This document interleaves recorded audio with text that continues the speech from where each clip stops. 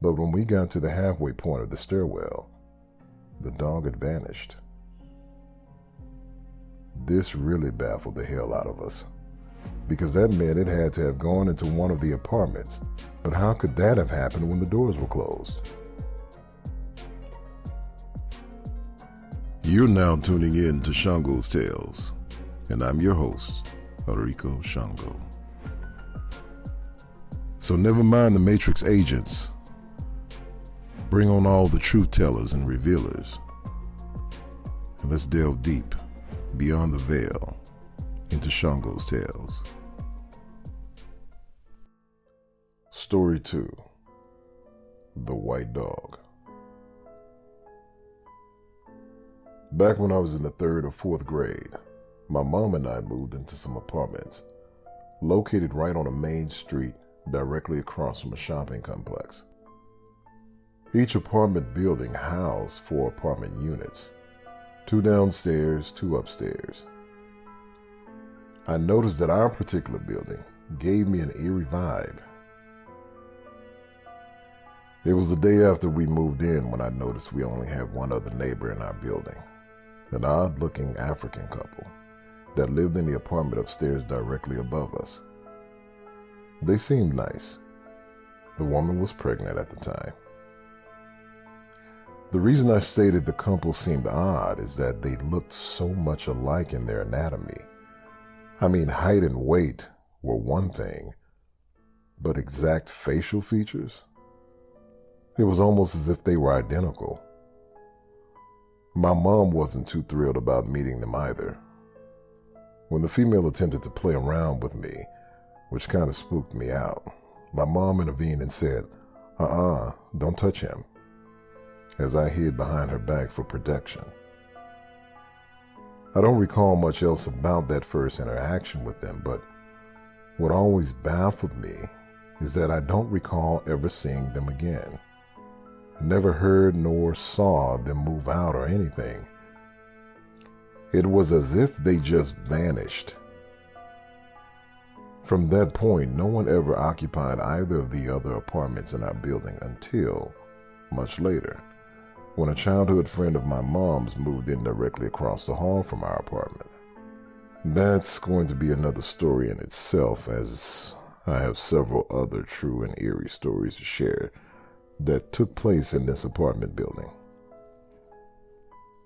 One day after school, a few of my friends / neighbors were all hanging out on the porch of my apartment building, clowning around as children do at our age.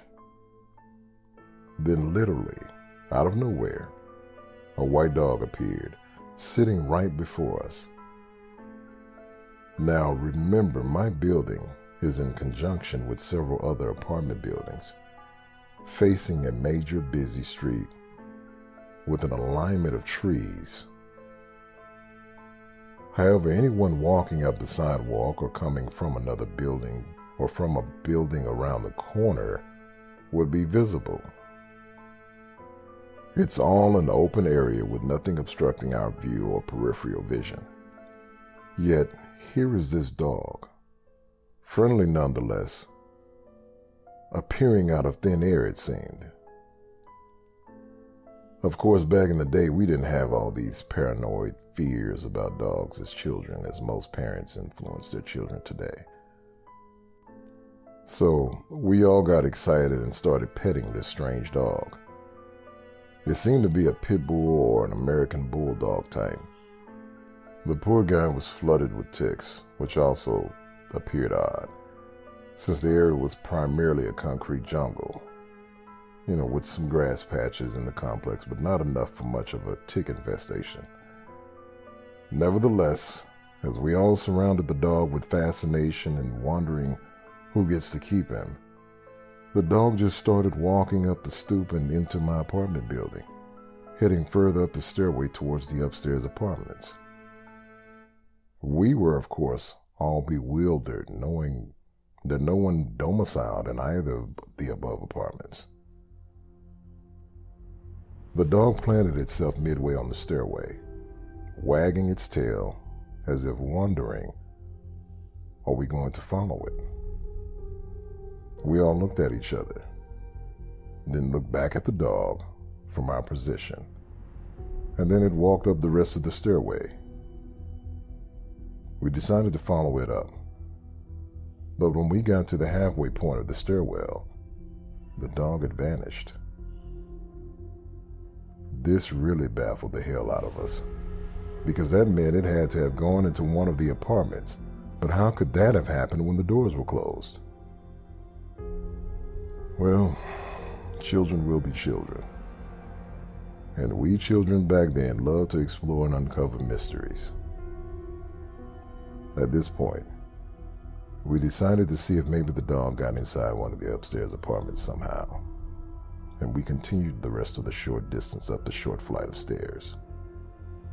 Here is where it gets spooky. We noticed that the door to the apartment directly above mine was slightly and just barely cracked open, just enough to peek inside, but not nearly enough for a full mid-sized dog or even a small dog to just walk into. Peeking inside, the apartment was oddly dark. Now, being that it was mid-afternoon after school, somewhere between the hours of 3 and 4 p.m. What's it doing so dark? I mean, almost pitch dark, except for a bit of sunlight peering through the blinds of the back window in the dining room area. Following a sunlight ray, we noticed that the sun ray beamed back towards our direction. As we scanned the wall, we noticed legs stretching outward, with shoes covering large adult-sized feet. Oh shit, somebody's in there, we declared. A person was slumped back against the wall as if just being completely still, hoping not to be noticed. What were they doing inside this empty, dark apartment? We're now shaky, but far more curious than afraid at this point. Why wasn't this person moving or saying anything? And where'd that dog go? How did it disappear from us so fast? It was then we made a horrifying revelation. Though we didn't find the dog, we discovered, however, that the body was missing its head. We must have broken a record getting our asses up out of there. Everybody ran home.